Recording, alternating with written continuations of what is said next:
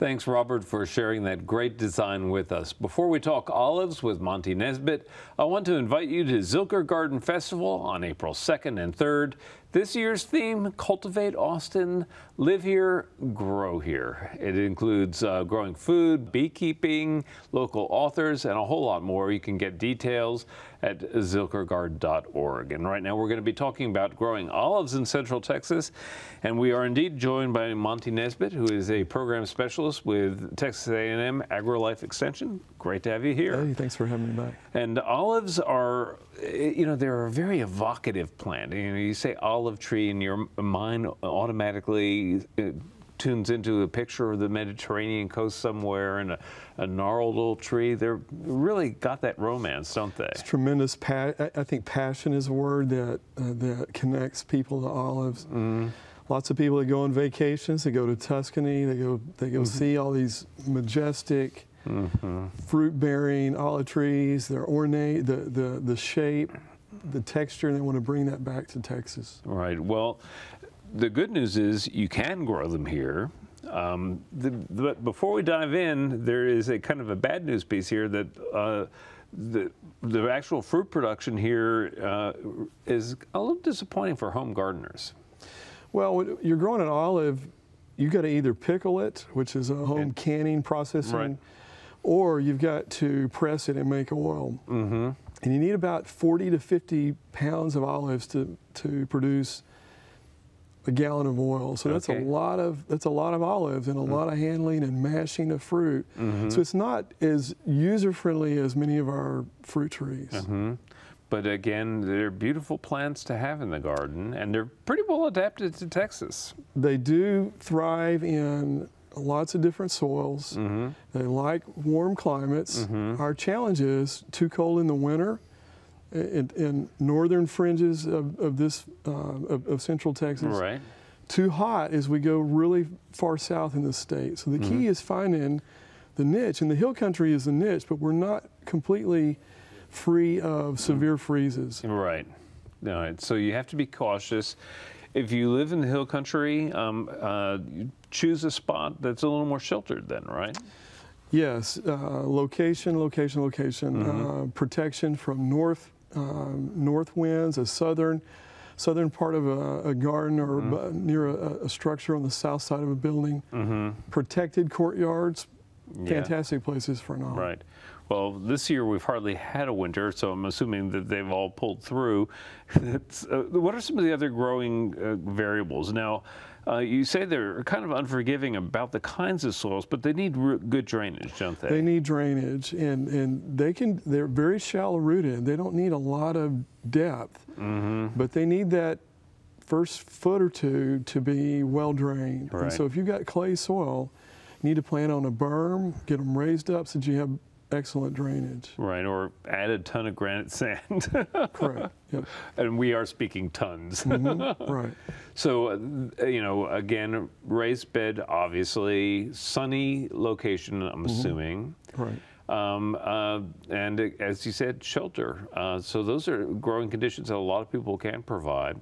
Let's talk a little bit about varieties for our region, because some are going to be a little more cold hardy than others, right? Well, there's differences in cold hardiness, and there's a variety called Arbequina that's from Spain, and it's believed to have one of the better levels of cold hardiness. Another one is Pecan. Pecan and Arbequina are probably the top of the list in terms of cold hardiness, so you definitely want to think about that particular trait.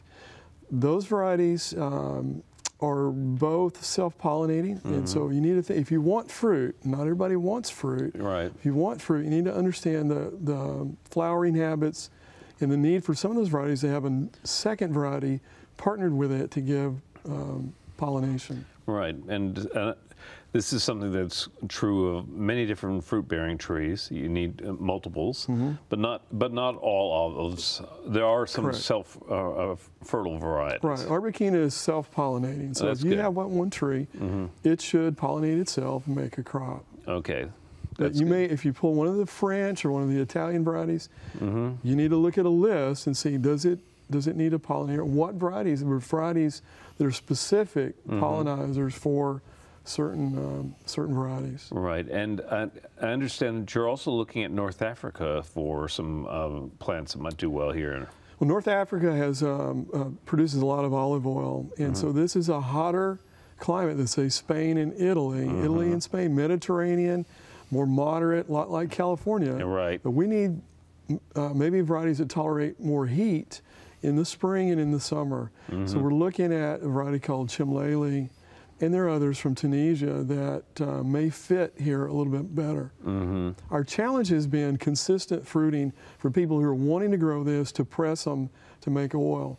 And we're seeing some erratic fruit production in some years, and we think it's due to warm conditions in late winter, early spring.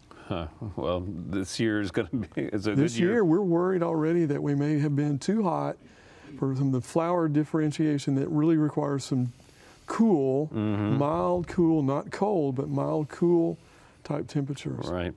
Well, a lot of these people, as we've discussed, are not really growing them for fruit production. They're growing because they're beautiful, and they're, you know, they're really, they look like almost sculptures in a sense.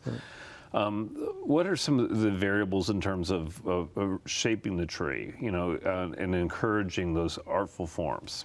Well, they're a little bit of a willowy tree as a young tree. You'll find that they're very flexible, and left on their own, they're going to find their way into whatever shape they want to take. Okay. So, but they can be hedged, and they can be directed through training or some bending and tying if you're trying to, you know, lean one a certain direction or add some additional character. Right. Well, that's all. I think that's a lot of fun to do with plants, and so it's cool to hear that. So if you want that wind sculpted look, just prune for it, or plant them out where where we get the Texas wind, and they'll get windswept for sure. Okay. Well, you know. I also know that there are dwarf forms.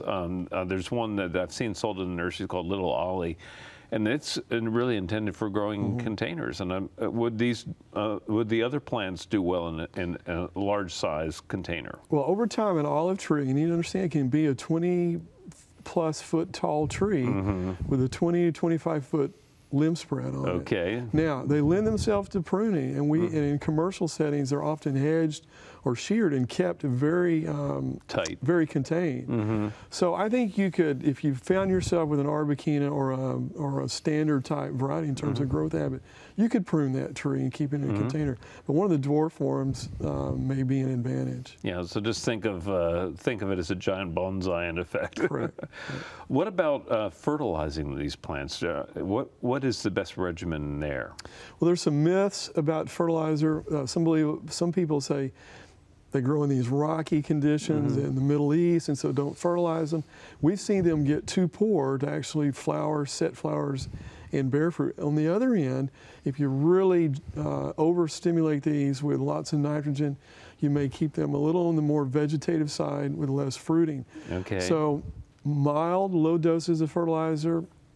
They do need some nitrogen, but just would not fertilize them like I would a citrus tree or something that's a little heavier feeder. Yeah, well, to me it sounds like an ideal for, you know, a beautiful courtyard garden, something up close to the house where you can shelter it a little bit more, and for a plant that will just really pop out and provide character. Well, it's that silvery gray color that really catches people's attention. And we see them planted with live oaks. There's a nice relationship with some of our native plants. Right. They look like they belong in Texas. Unfortunately, the climate is just not exactly right. Okay, well, on that note, we're going to have to wrap it up. I really appreciate you coming along to share the good news about olives in Texas. Thank you so much, Monte. Thanks for having me. All right, and coming up next is our friend Daphne.